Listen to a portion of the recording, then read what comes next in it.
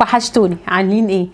اتطلب مني السؤال ده جدا كتير عن الطفل يا أميرة اللي في مرحلة خارج من الطفولة المبكرة وداخل بقى في المرحلة اللي ما بعدها، اللي هو بتاع 7-8 سنين ده، اللي هو لما مثلا بناخد كورس معاكي وتكلميني عن مرحلة الطفولة المبكرة وعن الرضيع، وبعديها المرحلة اللي بتاعت الطفولة المبكرة، وبعدين نتكلم عن سن المراهقة. في سن في النص، في سنتين كده في النص بيبقوا اسمهم دمار شامل، في وقت في النص مش عارفين نعمل ايه معاهم، ما بين ان هو خارج من الطفولة فهو ما زال طفل، انا شايفاه طفل، وما بين انه بقى له آراء تحكمية وصدامات وحاجات، ما بين انه انا عايزاه يبقى براحته وبحريته ويبقى فيه مرونة في الحاجات اللي بنعملها مع بعض، وما بين انه عايزاه يبقى ملتزم وعنده حالة من الالتزام ولازم يبقى فيه روتين ومش راضي يلتزم بالروتين ومش راضي يعمل حاجات.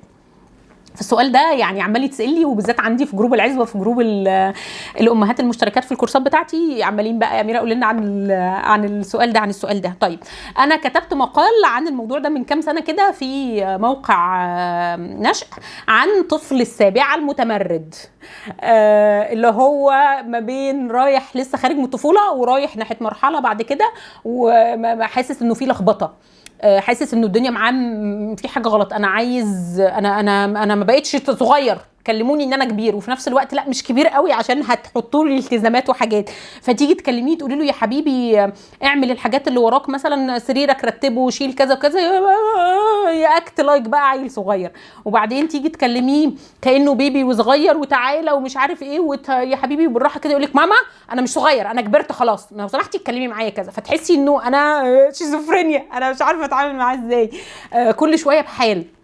حقيقي هو هيفضل كل شويه بحال. انا بس حابه اقول لك هنا قبل ما ابدا اي حاجه انه اطمني، المرحله دي مرحله بتمر بيها جميع الامهات، يعني ما فيش ام ما عدتش بالمرحله دي، الفكره انه كل ام بتتخيل ان انا طفلي هو اللي فيه حاجه غلط، انه طفلي اللي مختلف، انه كل اللي انا تعبته معاه في مرحله بقى من 0 ل6 سنين انا راح بقى، الولد او البنت ضاع مني، ما بقاش مستجيب ليا، بقى بيعاند في كل حاجه، بقى مش راضي انه انا اسفه، بقى مش راضي ان انا ان هو يسمع الكلام، بقى مش راضي انه يلتزم بالحاجات، ده احنا عملت روتين وخليت الروتين مرن وعملنا كل اللي اميره كانت بتقوله بقى في الكورسات والحاجات واللي اشتغلنا عليه مع بعض، بس فجاه 7-8 سنين مش راضي يعمل اي حاجه خالص، مش عايز اي روتين وعمال يتمرد على كل حاجه. فطمني طفلك تمام، كل الاطفال بالشكل ده، كل الاطفال بيعدي عليها المرحله دي. فاول حاجه بقولها لك في كل فيديو لما بيكون في حاجه كومن مشتركه بين الاطفال كده، انه ريلاكس، اهدي، تنفسي، انا طفلي بخير، احنا بنمر بمرحله عاديه. فكره ان احنا بنمر بمرحله عاديه بتمر على كل الناس دي في حد ذاتها فكره مطمئنه. الفكره اللي مش مطمئنه ان انا احس ان في حاجه غلط في بيتي او في عيالي او فيا، لكن فكره انه احنا بنمر بمرحله عاديه دي فكره مطمئنه جدا، بتنقلنا بقى لمرحله، يعني بتهدي البانيك بقى بتاع العقل اللي بيقولك في حاجه غلط الحقي، لا اهدى انت كده، احنا في مرحله عاديه جدا، هناخد الستيب اللي بعد كده ونتكلم عن خطوه اتعامل ازاي مع المرحله دي، او ايه هي سمات المرحله بتاعت الطفل دي. طيب مش هقدر اشرح السمات كلها، بس هتكلم عن الحاجات الاساسيه عنها لانه شرحها يطول. فهتكلم عن انه الطفل في المرحله دي بيبقى طفل متمرد، هو لسه مش عارف هو مازال طفل ولا هو رايح ناحيه، هو بقى يعني داخل في مراهقه مبكره ورايح ناحيه مرحله تانية ما بعد الطفوله، ولا هو ايه بالظبط. فهو بيحب يجرب كل الحاجات، ياخد مزايا الطفوله وياخد مزايا الكبار، انا شويه هبقى كده وشويه هبقى كده. الفكره هنا في لخبطتك في المرجحه، انت بتتمرجحي هنا، ما انتش ثابته على حته وما انتش ثابته على حاجه، محتاجه بس المراره بتاعتك تبقى مور فليكسبل، يعني شديها شويه كده سيكه يعني شديها اكتر شويه. المرونه هنا، مرحله المرونه في تقبل ان دي مرحله مؤقته وهتعدي. الصمود او انك تبقي واعيه قوي بفكره انه لازم نحافظ على اقل روتين ممكن مع الطفل. يعني ايه؟ يعني احنا كان عندنا واحنا بنشتغل مع الاطفال في السن الصغير كان بيبقى عندنا روتين، لما بنصحى من النوم بنعمل كذا، بنوضب سريرنا، بنخش الحمام، بنغسل سناننا، بنصلي، عندنا روتين بسيط. في نص اليوم في روتين، في اخر اليوم في روتين. احافظ على الحاجات الاساسيه واطلع بالحاجات الاساسيه واحافظ عليها، واحط عليها مسؤوليات بسيطه 1 2 3 كده، مسؤوليات التزم بيها واحافظ عليها. فالمسؤوليات بالنسبه للطفل هو طالع بيها، ما زودهاش فجاه وما زودهاش مره واحده فيحس انه لا ده بقى كتير قوي، فالاعتراض يبقى شديد. فلما يعترض هيبقى اعتراض نص نص، فاقدر اسيطر عليه.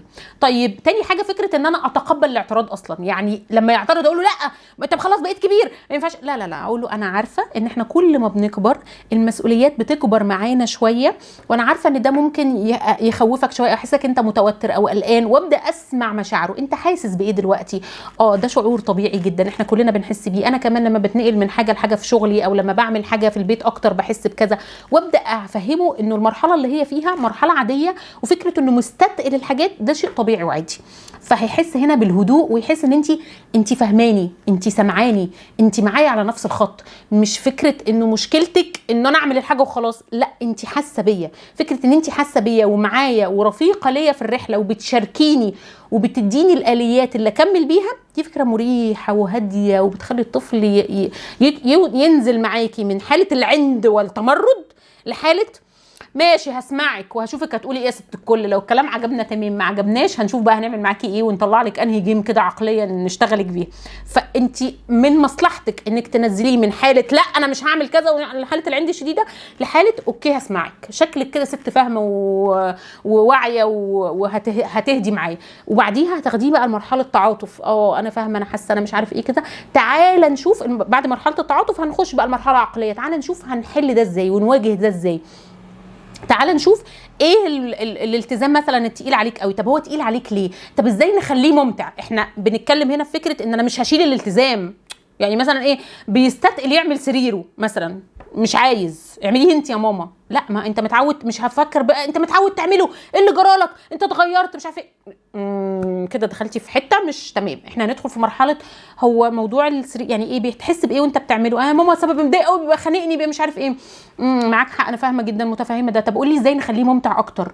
ايه رايك مثلا انت بتحب مثلا تسمع اغنيه معينه او حاجه معينه، او اشغل لك حاجه، او نغني سوا واحنا بنعمل كذا، او تحب نقول نكته، او تحب نعمله سوا، او حاجه ممتعه بنعملها، وما تحاوليش تعمليها بداله، يا اما تشاركيه فتره لحد ما يستمتع ويعرف يستمتع ازاي وتنسحبي، يا اما تحطي له بديل او هو يختار بديل، فالاقي حاجه. فالفكره هتبقى بتتكلم عن ازاي اخلي المسؤوليه دي ممتعه اكتر بالنسبه لك، او اسهلها اكتر بالنسبه لك، مش ازاي اشيل المسؤوليه دي من عليك.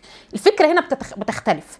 فكره وهم اطفال صغيرين دايما بنقول في تنميه المهارات او في الكورسات او في الحاجات، ما تقلوش قوي على الاطفال وخلوهم خليكم مرنين، وما تدهمش الحاجات اللي تضغطهم وتتعبهم. ماشي حلو وهم صغيرين عشان بديهم اختيارات كتير ويختاروا فيها الاختيار الاسهل، ودايما نقول خلي عمليه التعلم ممتعه، او خلي المسؤوليات حاجات لذيذه وممتعه. حلو لما بنخرج للمرحله الاكبر منها، لا بنتكلم في فكره ان الالتزام ده هيتعمل، يعني هيتعمل ماشي، هو ده من ضمن مسؤولياتي اليوميه.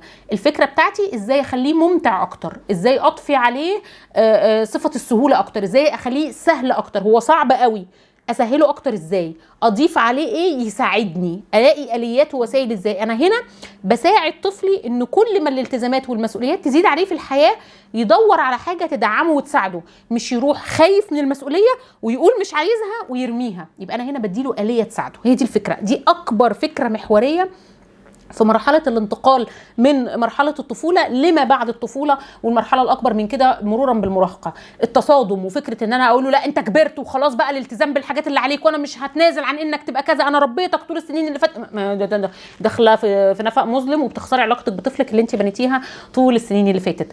لازم تتفهمي الاحتياج بتاعه، وتتفهمي المرحلة اللي هو فيها دلوقتي، وتتعاطفي معاه وتاخديه لمنطقة عقلية شوية، وتعلميه آلية ازاي يتعامل مع الضغوط، ازاي يتعامل مع الحاجات الصعبة عليا، ازاي اخليها اسهل شوية، ازاي احورها، ازاي اغير الوقت بتاعها. مثلا ممكن مثلا انت بتحب تعملها وانت صاحي من النوم لسه، يبقى نعمل حاجة لطيفة وانت صاحي من النوم ونخليها مثلا الحاجة اللي بعد كده، وهكذا. نتعامل بقى مع كل الامور اللي في حياتنا بقى، الهوم ووركس مش عارف ايه، كل حاجات كده بان احنا نلاقي لها اكتر من اوبشن، نلاقي لها حاجات، ونبقى عارفين تماما وفاهمين ان في حاجات هنعملها واحنا مش بنحبها وهي تقيلة علينا، وهنضغط على نفسنا ونعملها عشان احنا بنمرن نفسنا ازاي نبقى اقوى، ازاي عضلة تحمل الضغوط والمسؤوليات تبقى اقوى.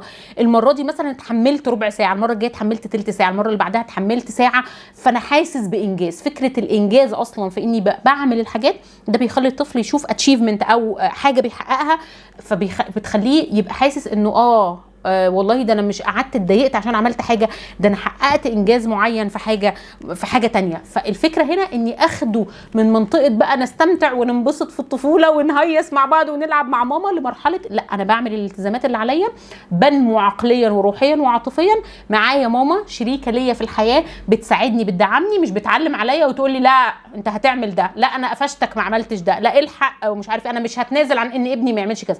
لا، ماما الحلوه ما بتتكلمش بالشكل ده خالص. ماما الحلوه بتبقى رفيقه، بتبقى صديقه، بتبقى مساعده، بتهون، بتدي خيارات، بتسمعني، بتفهمني، بتراعي المرحله وبتثقف نفسها وبتعرف عنها عشان الوضع يمشي بشكل احسن.